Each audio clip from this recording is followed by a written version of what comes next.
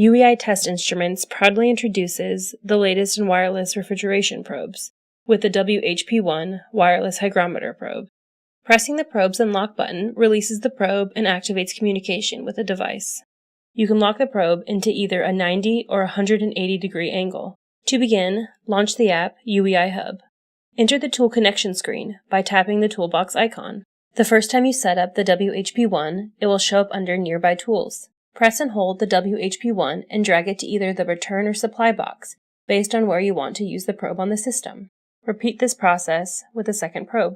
Now next time you connect these probes, they will automatically connect to the same system assignments in the app. Color stickers are provided to label your probes to either the return or supply. Once set up, tap the home screen to return to the default refrigerant side and swipe left to view air side parameters. Here, the WHP1 displays temperature split and psychrometric calculations. The initial screen shows users the base measurements, and by pressing the plus icon, the additional relative humidity, dew point, and enthalpy calculations are revealed. Tap again to close it. If you are working at a higher altitude, you can go to your unit setup screen by tapping the ruler icon. Here you can enter in your altitude, which will now adjust all your air property measurements and calculations. The wireless hygrometer probe, or WHP1, has the thinnest probe at a 1/4 inch diameter, which makes for easier drilling and smaller drill holes than current probes in the market.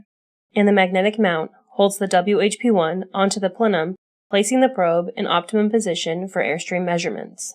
Support for the wireless hygrometer probe is as close as the question mark button on the menu bar. From there, users can access the manual, online product page, or UEI's customer service.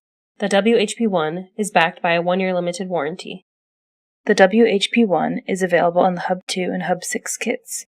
For more information, please visit ueitest.com.